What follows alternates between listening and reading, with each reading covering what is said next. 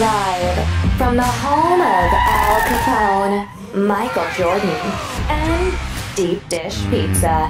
Giving it to you straight from the horse's mouth. Unfiltered and restoring hope to the podcast universe. Gary Franchi.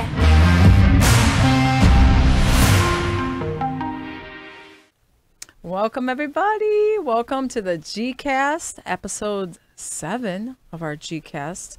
I'm Angie Franchi. This is my lucky charm over here.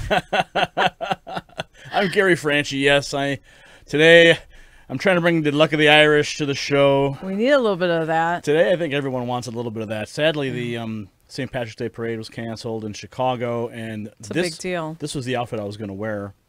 You ordered that for the parade. I ordered this for the parade. I had it custom made for the parade, and Gary goes every year for the past 20-some years. Oh, yeah. Family.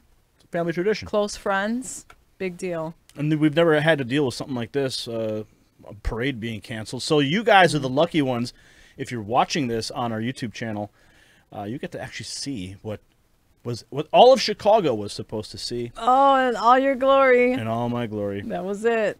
But we're here tonight, and we're so happy you guys are joining us because we are definitely feeling what you are all feeling out there.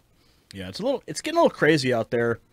Some of the fears certainly warranted. I think there's a certain level of respect we have to have for what's happening for this virus. So we're going to talk about that today in this episode. We've got lots of ground to cover. So much to cover.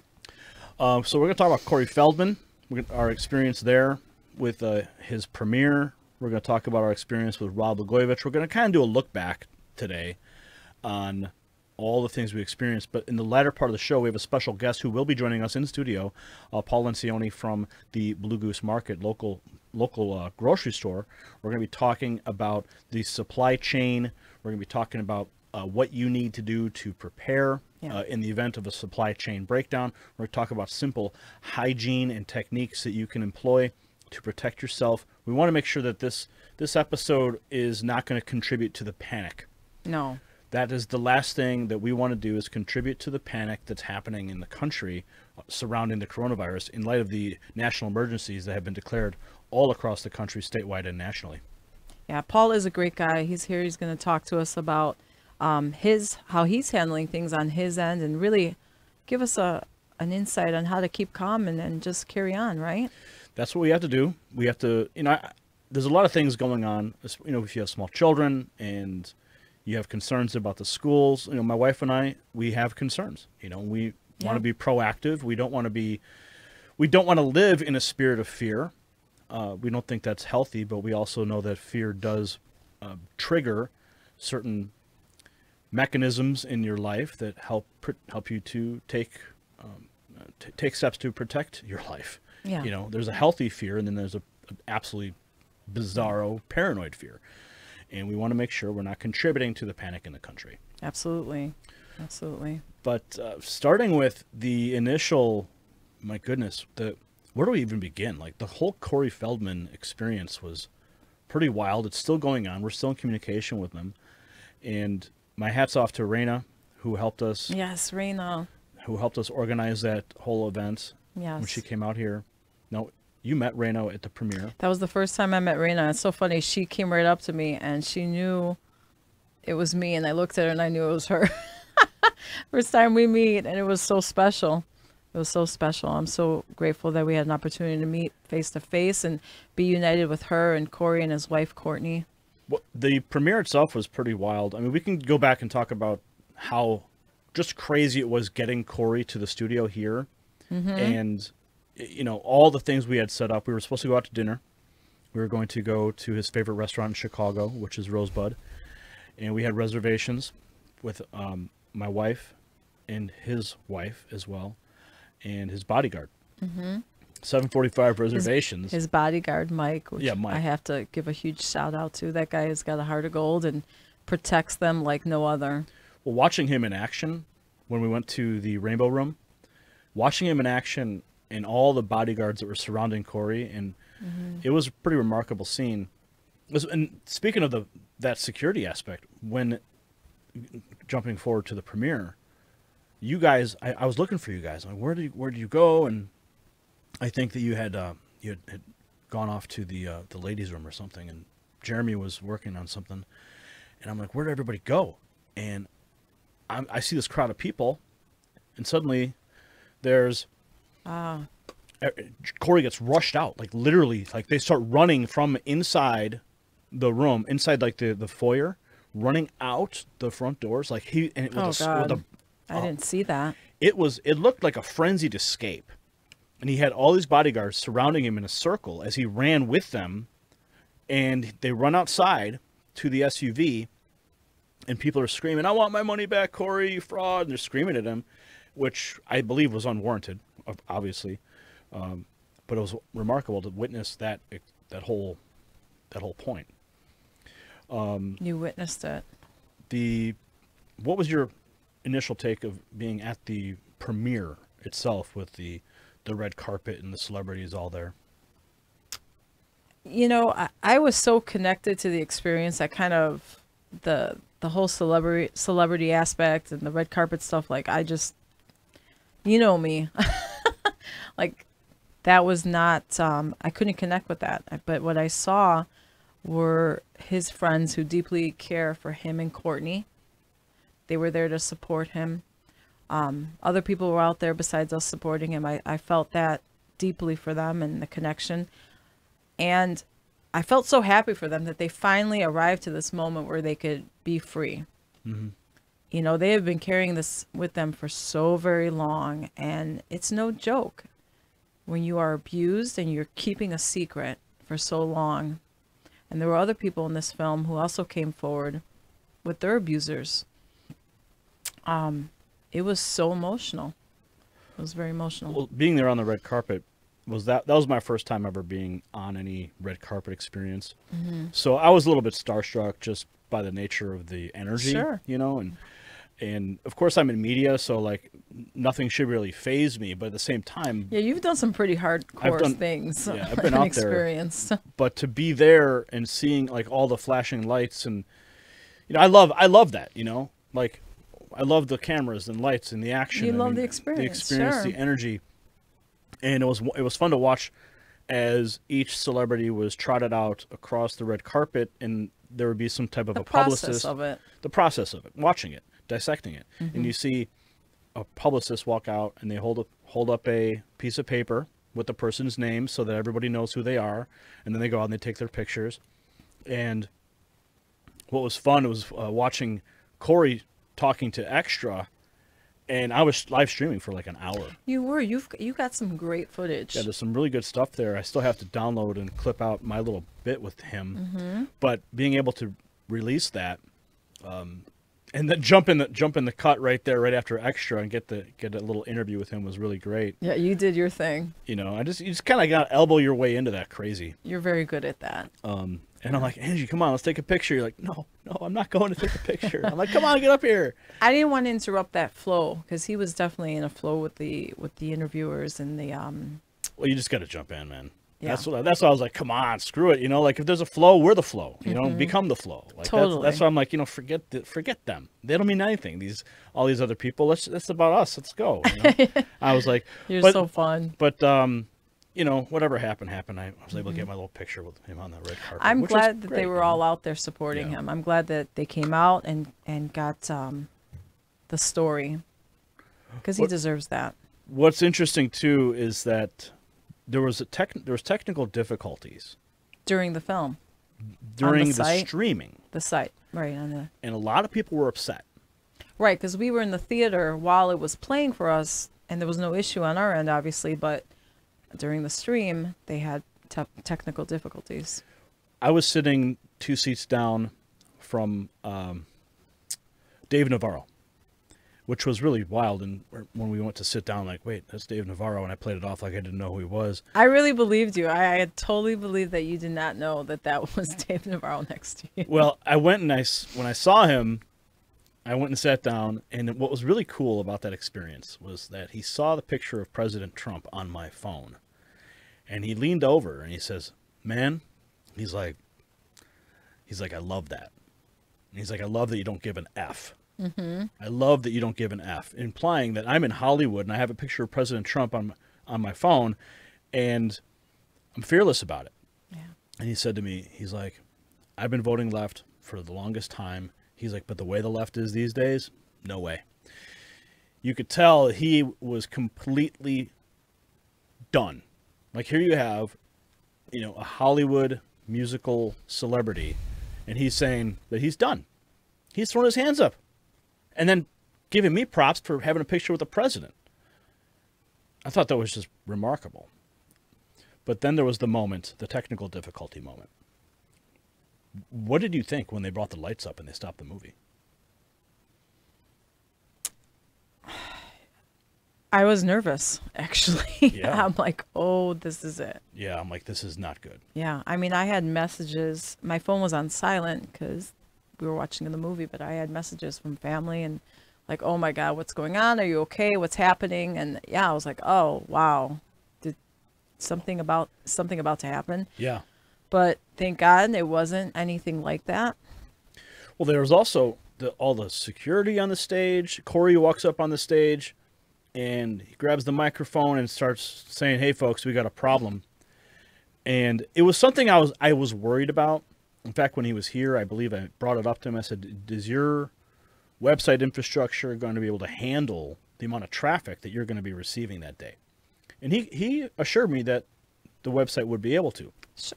Sure. I'm sure they assured him as well. I mean, Yeah. that's the information he was giving you. Mm-hmm. But you never know who you're dealing with as far as these providers that are assuring you, like, can they really handle it? Obviously, they couldn't. And there was also the contingent of the Wolf Pack, this organization that has been attacking Corey for so long because he's talking about these things. And they had threatened that they were going to take everything down, take it offline. So there's 2 points to consider here. Either the site was actually digitally attacked, I should say, or it was a simple overload of the servers because of the high demand. And once they got all that straightened out, they were able to present the film later to everybody. And I guess there's still some people who haven't seen it. I'm talking with Corey's people about some cleaner solutions that'll help him alleviate bandwidth costs and stuff. But that was pretty remarkable. Now, what was going on with Rosanna Arquette? Like, she was kind of hot, wasn't she? Was she yelling at him? No, I don't believe. No, not at all. I believe that because he came to the front of the audience and he wanted to see what people were feeling as to whether or not he should continue to play the film for us.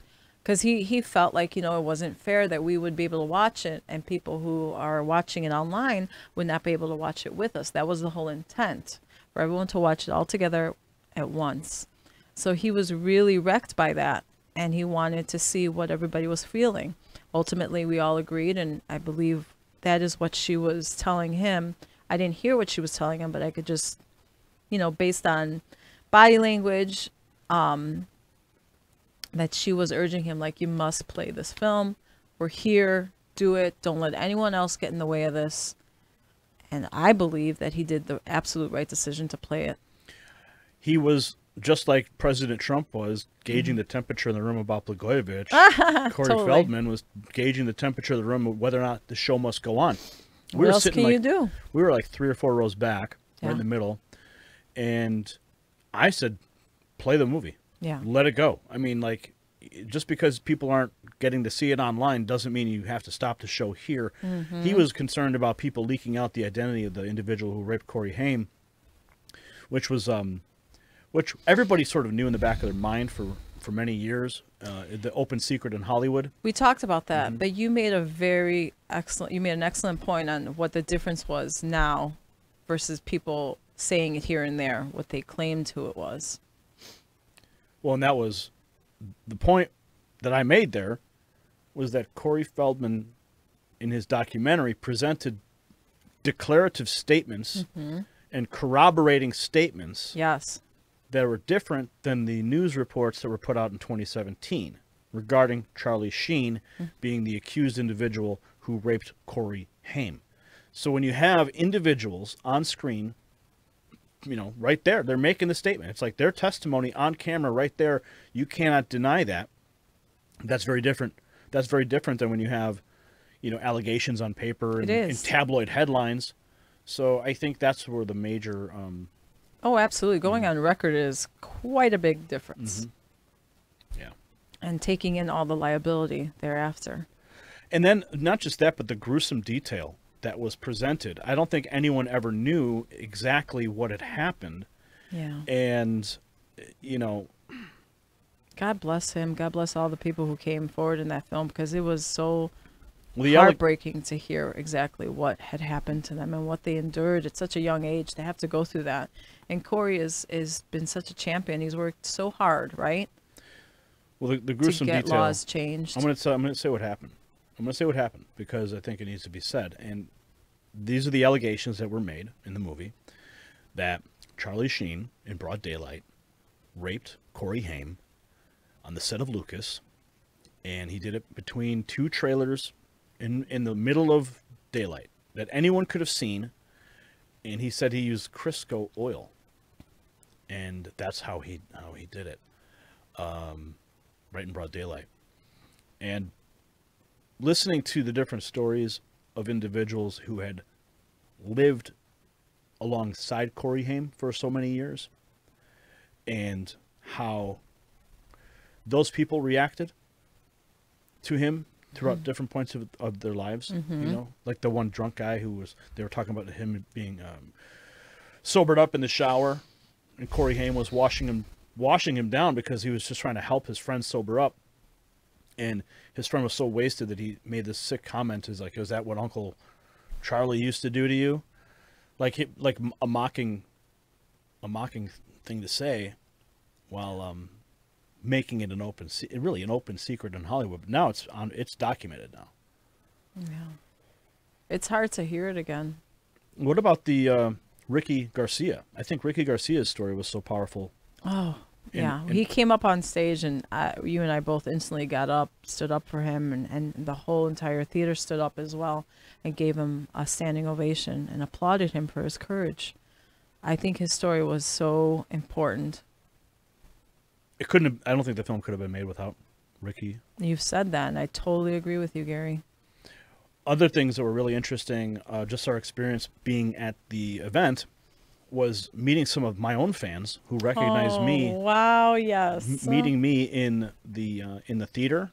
Hey, Gary, I'm your biggest fan. I love what you're doing, man. That made me so happy. And then going to the Rainbow Room and talking to another gentleman. He came up to me. He goes, "Gary, you're the guy from Next News. I love what you're doing. Keep going." He's really encouraging. Yeah. But I think the most impactful. I mean, every time I meet a fan, it's awesome.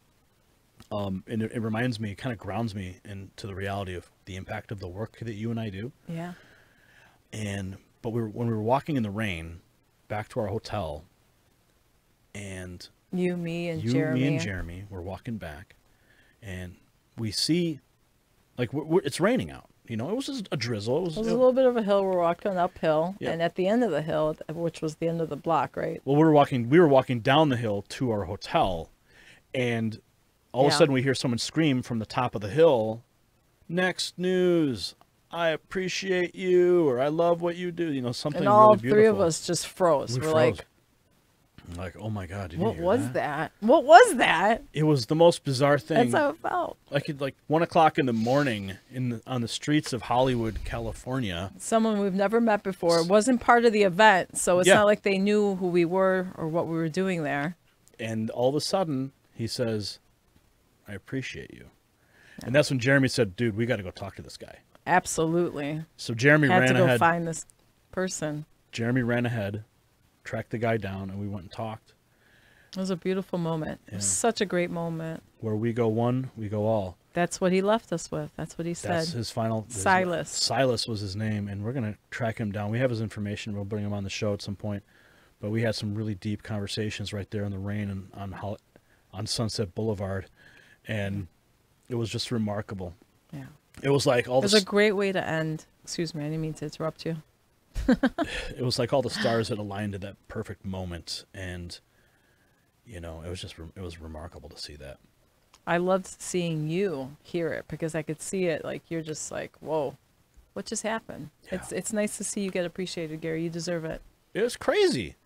It was really crazy. And I think when we went to bed that night, I said something to you. I said, it's amazing that we're here in Hollywood, California, the same place that we met Aaron Russo, who was a Hollywood producer who made Trading Places, The Rose with Bette Midler. Yeah. He produced, he was Bette Midler's manager. But to recognize the actual Hollywood roots of the career path that we have chosen. Mm-hmm. And this, we've always been activists, passionate about bringing truth to the American people. That's always been our thing, and waking up the American people to what's happening in the country. Aaron Russo was that individual who helped us and said, Gary, take this torch and run with it. Help me produce this movie, America, Freedom to Fascism. Help me get it in distribution and all these other things. And then to be back in Hollywood with another Hollywood star doing nearly the same thing, helping him with distribution and streamlining some of the elements that he was having difficulties with. The parallels between the two, especially with the Russo movement, the AFTF movement, and then you have this Corey Feldman, the Kids 2 movement, finding ourselves at the very beginning of both of these points in time. And then when you draw it out, the AFTF movement, you draw out what had happened there, bringing it through Ron Paul, bringing it to the Tea Party, bringing it through the Obama administration, and the undercurrents, maintaining the patriotic threads to get President Trump elected. Like, I feel like we had this thread has been woven through all these different points in time, and then to see it start weaving itself again with Corey Feldman and another movement that has long-lasting ramifications, especially for the most innocent among us, and how they're being abused in Hollywood, and being able to help start that.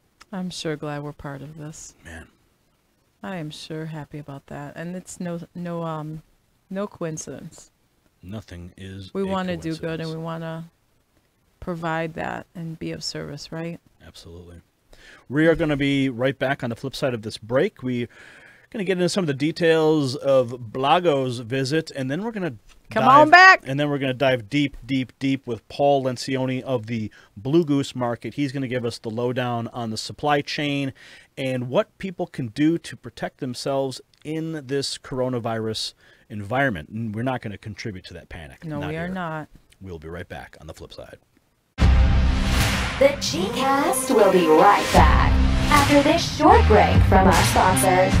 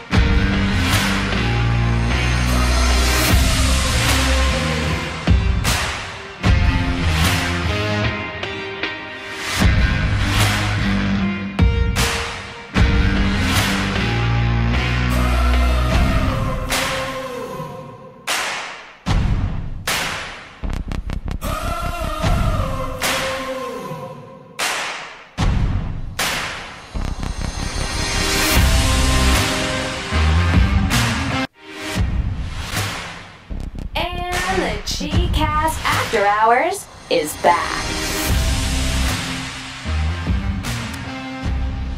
And we are back. We're back on the G-Cast. Gary Franchi and Angie Franchi, your hosts here. Welcome back, everybody. We're doing a little look back on the last couple of weeks we've had here. Exciting stuff going on in the country, especially with Blagojevich being released from prison, a presidential commutation by President Trump, and of course, looking back in the previous segment to all the stuff that surrounded the Corey Fieldman premiere we were just at in Hollywood. But having Rod Blagojevich here was pretty awesome. It was great. Yeah. It was really great. He was great. Mark was great. The gentleman who accompanied him. It was quite an experience, and he enjoyed being here.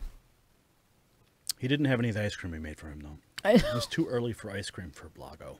We heard he liked ice cream, so we had a whole ice cream center set up on the counter for him. He said we treated him better than CNN did. Am I right? Yes. Yeah, we talked about Anderson Cooper, his little experience there. And he says that those fake news outlets are driven by their sheer hatred for the president. And that's the reason that they treated him the way they did. Blago. He wasn't fazed by the interview, how he was treated. He expected it, even though they brought him there on false pretenses. Yes. Yeah, that's what Mark said. He said that when he was, like, we were up in the green room talking with Blagojevich and Mark Vargas, and he said, I asked him, off camera, what happened there? He said, well, they brought us in, and then they did a bait and switch. Of course. They were going to do something completely different, and then he went off on a completely different tangent. Did I mention it's Friday the 13th? It's Friday the 13th. I'm so glad we're all together right now. No kidding. So what were your main takeaways from the interview, Angie? I've never met him before. My family has met him before. We had restaurants growing up, and he frequented one of the restaurants that my family had owned back in the 90s. And I got to talk to him about that. It was nice to just speak with him and getting to know him and his love for his family. He kept bringing up his wife, Patty, and how much he appreciates and loves her and everything that she's done for him. So for me, it was really, it was powerful for me to get to know him on a personal level and give him that opportunity to introduce himself. Well, on a human level. Because we know the story about him. For me, I was looking at someone who's been in jail for 8 years. I wasn't in attack mode. I wasn't interested in being in an attack mode. I wanted to sit and listen and learn what he's gone through and his feelings about the future and what's going on in Illinois, his perspective about what's happening here and the knowledge he has. When he talked about Mike Madigan and the percentage of tithing, he said Madigan asked of him. That shocked me. That really shocked me because, you hear about the different types of corruption, but actually giving another politician 2.5% of your campaign coffers in order for your legislative agenda to be pushed through the state. Like, he said it's appalling, but it's not illegal.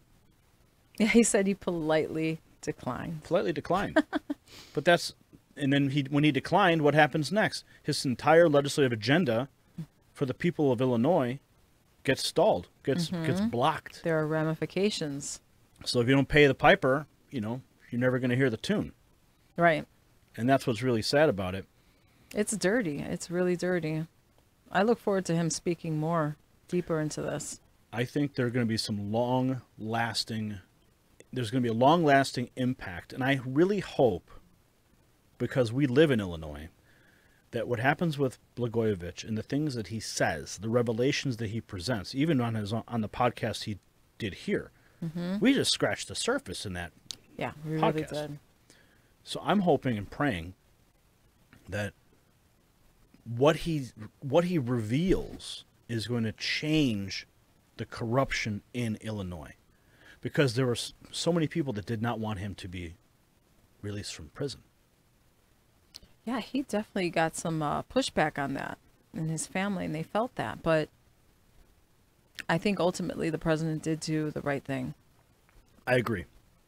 And I I think 8 years for what was supposedly done was enough. well, there was no victim. There was no victim to the crime, even though I think it was the Tribune writer Cass said Illinois, there's 13 million or 12 million victims in Illinois, but in reality, there was no victim, and the judge overturned the sale of the Senate seat, so that was taken off the table. So I'm happy for him. I'm really happy for him and his wife and his children that they get to be together again and move forward. I'm still not concerned, but I'm still hopeful for the revelations of Illinois corruption that he will bring forward in the months ahead. I especially hope that the Illinois GOP can harness him and they can bring him on the campaign trail and he can reveal the secrets of Illinois corruption to help restore this state, because it breaks my heart, because this is my home and you and I have had conversations about moving, but we're not ready to make a big jump like that. But the conversation has been had.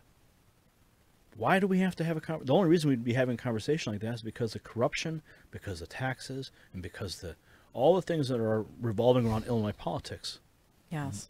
Are dictating that conversation. But if Rod Blagojevich can be the shoe to drop on top of it, the first, the first pebble in the water with the ripple effect, that is what we need. It could be a dramatic difference. It really could. So we'll see what he's going to be up to. I know he's doing Cameo now. He's trying to make a living. God bless him on that. And we talked about him being encouraged to work on prison reform because he understands that our system is broken. That's one thing he's really focusing on. Going back to the Cameo thing, if you don't know about that app, go to the App Store or iPhone store and you can download it and you can find different celebrities and people they'll do shout outs. And I think he did like a couple hundred already at the last time I checked. So he's probably done at least 400 now. Oh, wow. And at that rate of about $100 per Cameo, I mean, do the math. He's making some pretty good money on Cameo. Hey, you want to get on Cameo? Yeah, we should do it. We should get on Cameo. I am going to set it up. Yeah, I should be on Cameo.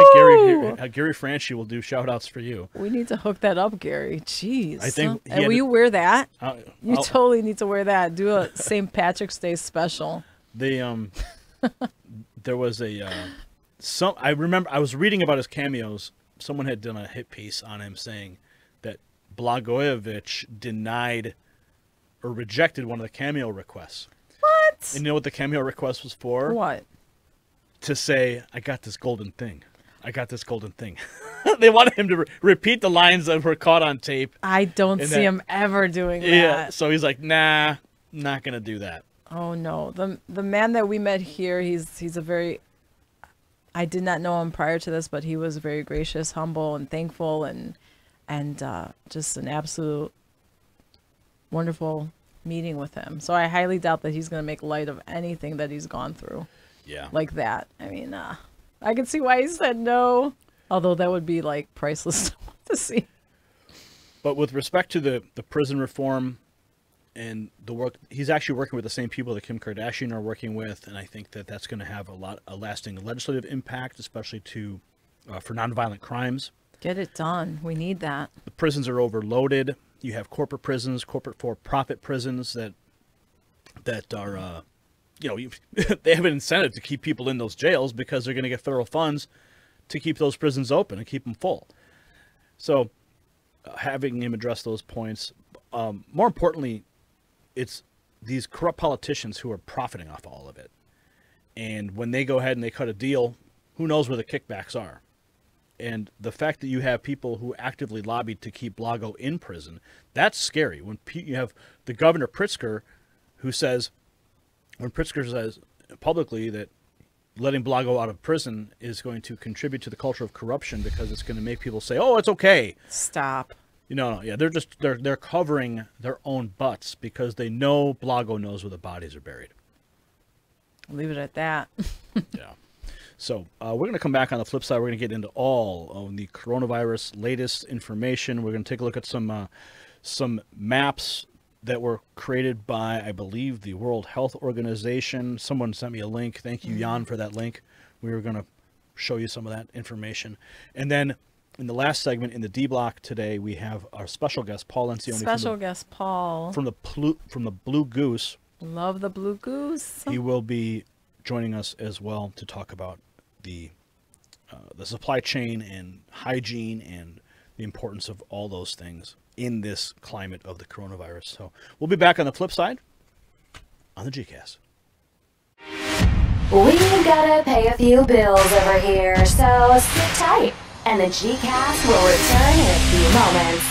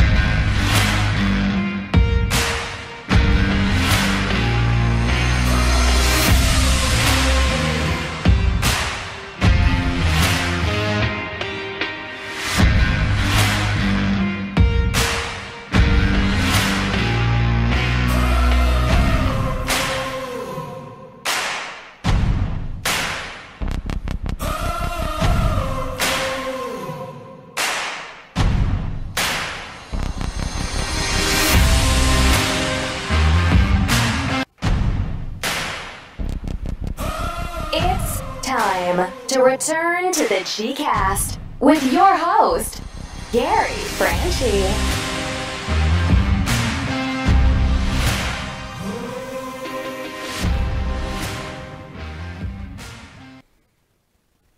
Okay, we're back, and now it's time to wrong lower third. It's not meeting Blagojevich time. It is time to talk about the coronavirus update. Time to talk about coronavirus in America. Oh, the virus. Mm-hmm.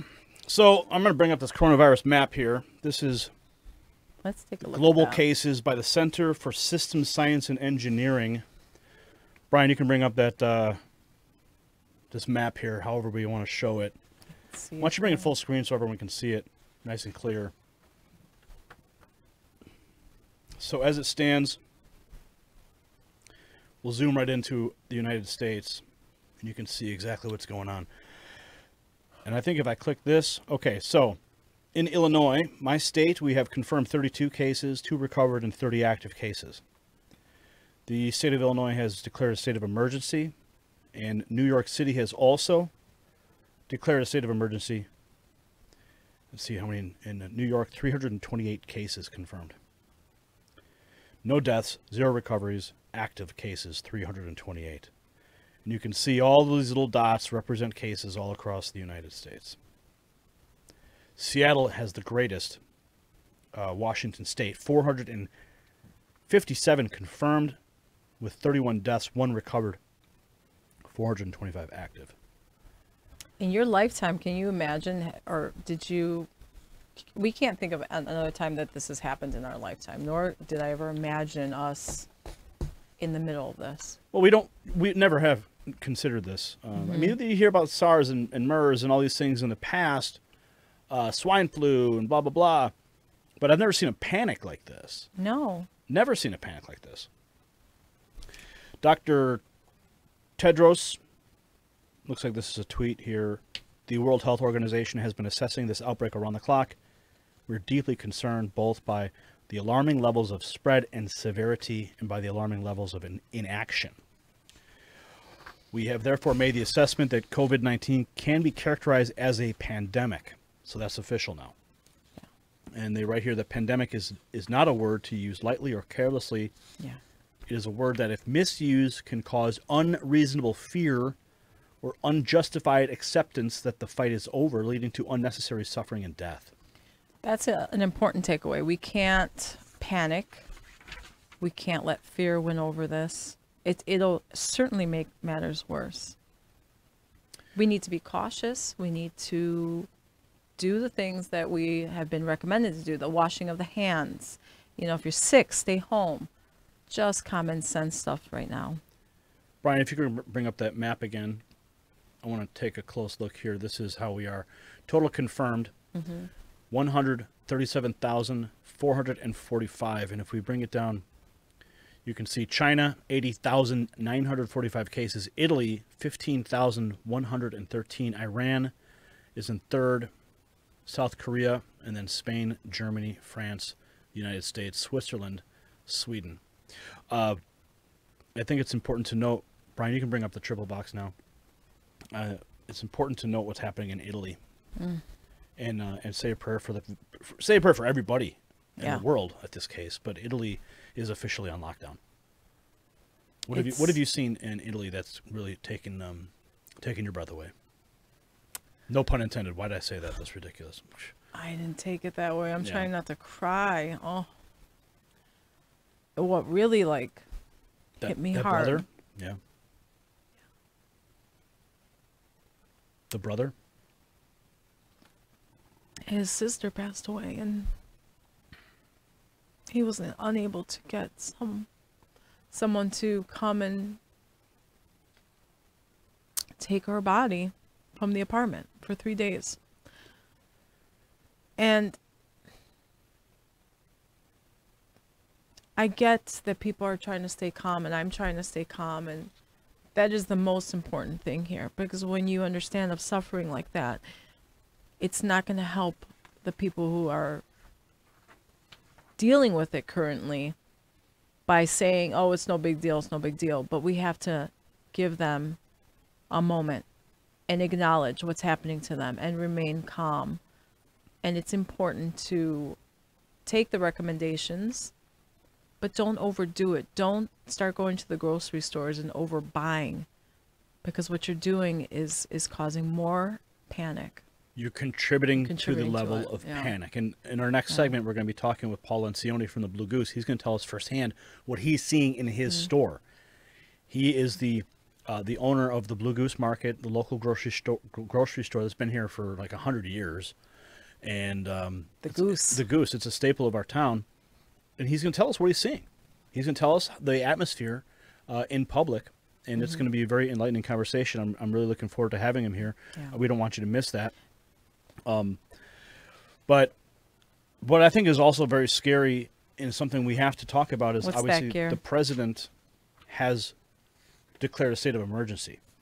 And with that state of emergency, just yesterday we reported on that the president interacted with the Brazilian press secretary and Vice President Pence. The photograph, I think we have that photograph here. Let me bring that up. The photograph of the president. Here, you can bring this up, Brian. This is what really hit me hard as well. Yeah. So there you have the president, and there's the press secretary of Brazil. And that guy on the right has been confirmed to have coronavirus. But taking it a step further, now we know the president of Brazil, that's confirmed today, has coronavirus, which there's some conflicting reports, though. What have you heard? Well, there was one test that said he was positive, and then there's another test that says that he didn't have it. So who do you believe? You know? I think at this very moment in our time right now, everyone should be offering their thoughts and prayers, no matter what you feel about our president. Right now, we need everyone well, and we need to stop this spread of this disease. I'm looking at the Daily Mail, and they have, it says here, Donald Trump to declare, man, all these pop-up ads, my goodness, it's like. What did you think about Madigan last night? You know, You mean Pritzker? I mean Pritzker, because we were talking about Madigan earlier. Pritzker, talking about having people refrain from large events. Well, you got to play it safe. Yeah. Do you think the schools are going to be closed on I think Monday? that's eventually going to happen. I've heard that the courts are going to be closed as well. I think you have to take appropriate steps to stem the spread. The spread of it. Yeah. You know, it's better be safe than sorry, but you don't, like I said before, we don't want to contribute to a spirit of fear and panic. Don't stop existing. Don't stop shopping. Don't stop going to your favorite restaurants, because locally your community needs you. And that will contribute to the economic breakdown. Look at the markets. It'll affect us all.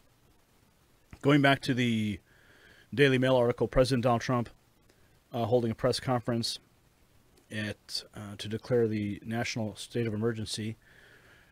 Now, the Brazilian president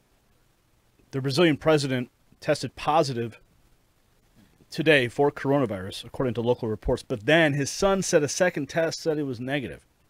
The president shook hands with Bolsonaro last week at an event at Mar-a-Lago, where we had a friend there. Yeah. Michael was there, and that sparked fears of his exposure to the virus. Trump has not addressed if he has been tested, but the White House earlier said he had not. The White House also said the first family will not go into quarantine despite their closeness to several confirmed cases of the virus in the past week. As of Friday afternoon, 1,800 people in the United States had tested positive for coronavirus, 42 deaths. 42 deaths. So it's pretty significant, but in light of, compare the numbers to the flu. It's important to look at it at a bigger picture. Remain calm. Keep doing what you're doing. That's the best advice I've got. We've got to keep on living. We got to keep on supporting each other. We are an example to everyone who's watching. Your family, your children, your community. This is where your humanity must shine. Right? We have to just keep a level head. It will get better. I do believe that. Mm-hmm. I believe you're right, too. We got to keep a level head. We got to maintain and say a prayer for our leaders. Say a prayer for all around the world and all of our leaders. Because I hate to think of what would happen if Pence and Trump went down with the coronavirus. And I don't want to try to politicize this. I mean, you know my feelings about Nancy Pelosi, but she's third in line. Mm-hmm. If Trump goes down, if Vice President Pence goes down, she could be the president of the United States. A whole new world. And I mean, I'm going to put my conspiracy hat on for a second. Put it on, Gary. Let's hear it. Because I think that, you know, what if this was all designed? You know, they had the Russia collusion. They had all these different elements. They had the impeachment. Nothing worked to get him out of office, and they can't do a public assassination because it just doesn't work these days. What if this was just a grand scheme? This is my conspiracy hat. Okay, just bear with me. Grand scheme to tank the markets, blame Donald Trump, and then infect him to take him out of office. Because if they say that he is incapacitated, something's wrong, then they can trigger constitutional elements to remove him from office. And then all of a sudden, guess who's back? You have socialism. You have all the socialists who are working to take over this country. And what better way than an invisible enemy like a virus? Yeah, it is really messed up to think of it that way, because everything is lined up to kind of think that way. But I pray to God that nothing like that has ever happened or will happen. He also has the best, the best doctors. So we're going to get back to this. Our next guest in studio, Paul Lencioni from the Blue Goose Market. We're going to have a conversation about the supply chain And if you're going to Disneyland, guess what? The happiest place on earth. Happiest place on earth is closed, sadly. Sadly, it is closed, but it doesn't mean that it's going to be forever. We got to do what we got to do to protect ourselves just for a little bit. We'll be right back on the flip side with Paul Lencioni of the Blue Goose Market. You are listening to the G-Cast with Gary Franchi and Angie Franchi. All right, see you on the flip side. Don't go anywhere. Gary Franchi will be right back after a word from our sponsors.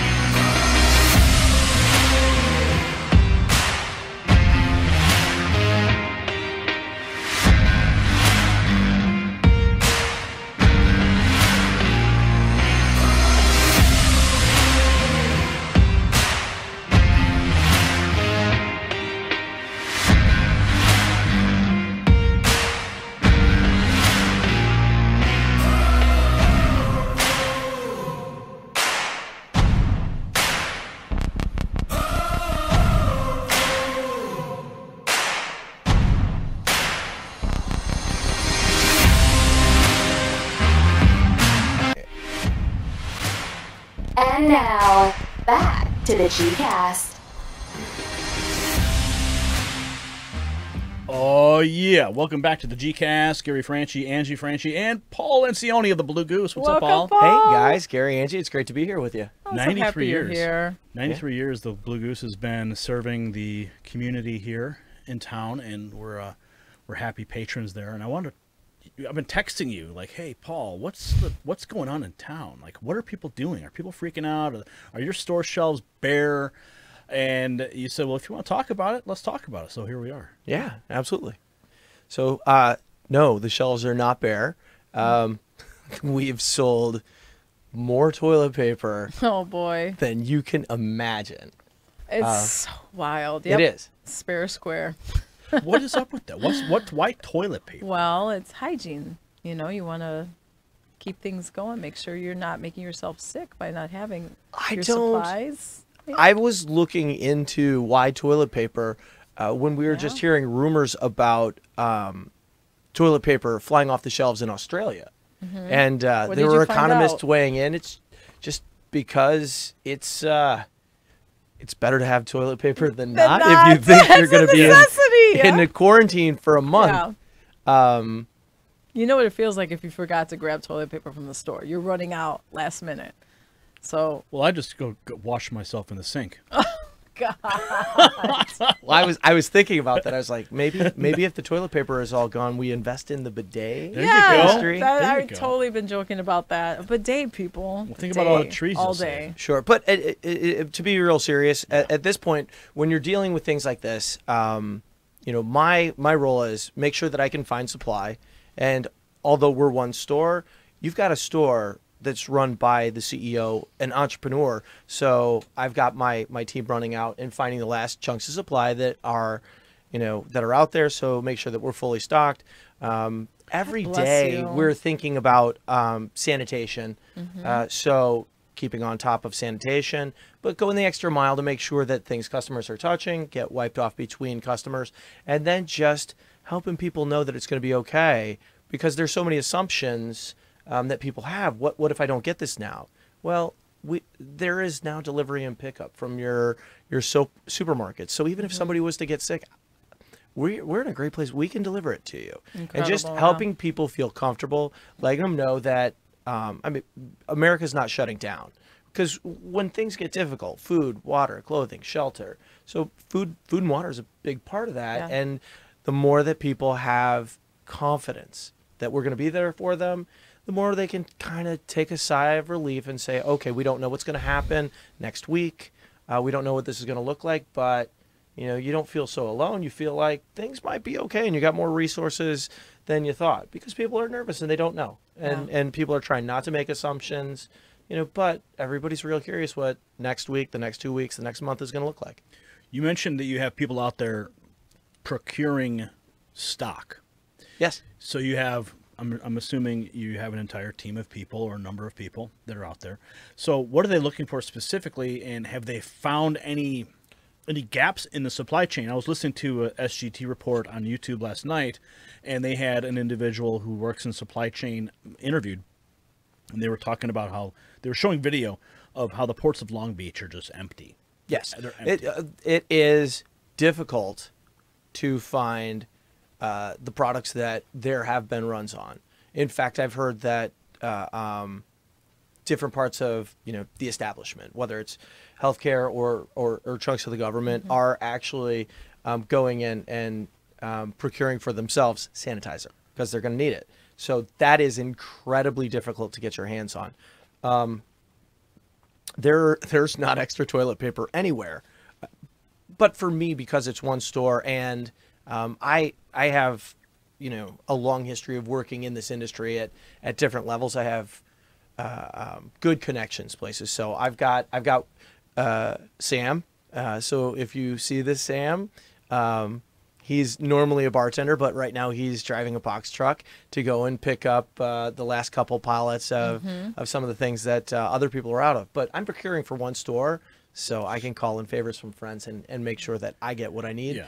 You put your customers in such great ease then. But everybody's producing, and and I was telling you before, one of my good friends runs a multi-billion-dollar distributorship in the industry, and just using social distancing, but he's going to continue to have supply. Yeah, we have a run right now, but industries are going to keep producing.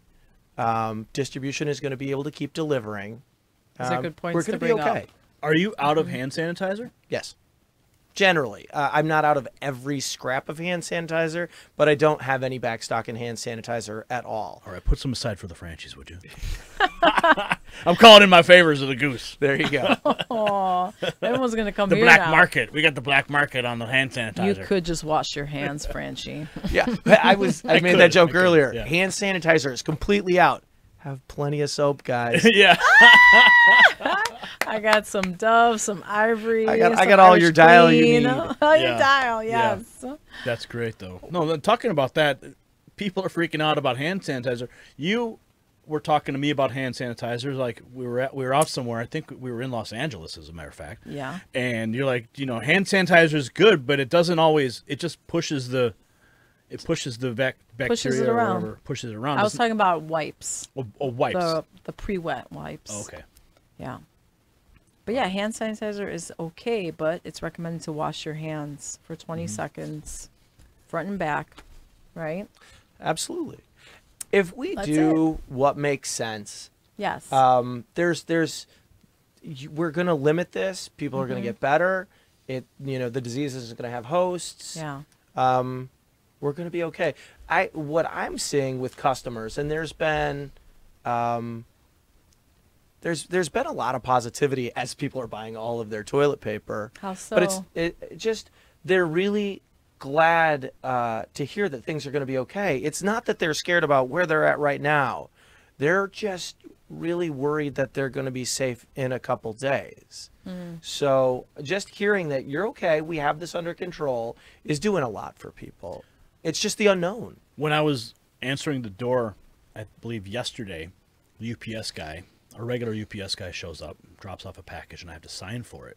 And I'm like, oh my God, I gotta touch this thing, and it's like all of my hyper paranoid, OCD things. I'm like, oh, I gotta touch this little plastic stick, and I gotta hold his little electronic device, and I have to sign my name. And I was like so dainty with it, like it was terrifying moment. He's probably laughing at you. He's probably like, oh man, this guy's freaked out. Oh, he's actually thinking, But like, it's not damn, I because- gotta take it from you now. He was going. That's because he had coronavirus. It's just what you don't know is so much scarier than Bingo. when you can understand what your risk is. And we're stuck in, we don't know. We're just getting good information. We're seeing what happens. So as a businessman, I'm just, what can I forecast? What can I control? How can I can tell you that we're absolutely terrific in our store, in our industry. We're great at sanitation. This might be new for most people to think about. This is our everyday Hope lives. So there's a lot of security in our economy, especially in food production and food delivery side. I should point out, the one thing that I have held out hope for is that 80% statistic from the World Health Organization, that 80% of those infected with COVID-19 will have cases involving mild symptoms. So 80% were infected, just, maybe get a little sniffle, maybe get a little cough, and that's it, and they're fine. It's really the people who are the elderly, who are already immunocompromised, that are going to be the greatest risk. Those are important statistics to look at and absolutely put us at a little bit more at ease. 80%. I think we all have to just hang our hat on that and say 80% of the population who come in contact will be just fine. One thing I did find interesting is all of a sudden everyone's calling it COVID-19. Suddenly it's like this. That's like all the media has agreed to the talking points. It's COVID-19. It's not Wuhan. Not the Wuhan virus. If you recall, when someone said it in the it's the Wuhan. the government virus. said it. Some government official called it the Wuhan virus, and the left-wing media went nuts. Oh, you're calling it Wuhan? That's racist. That's absolutely not racist. It's a fact that it came from that area of China. Yeah. Well, and when you're looking at it, we're still just figuring this all out. So what is this thing? Because 4 days ago, we were watching the world and seeing what was happening in the world, and now we're trying to figure out, what we're doing this weekend. I had tickets to a play last night in Chicago at the Steppenwolf Theater. That did not happen. So all of a sudden, it's right here in our lives. We're curious if our kids are going to be in school next week.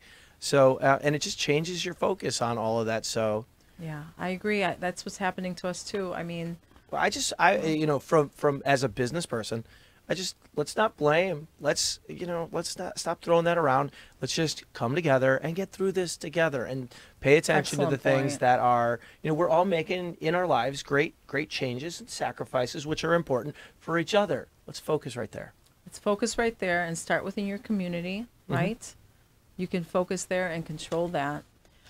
You at the Goose, providing this positivity, letting your customers know that, hey, we're going to get through this together.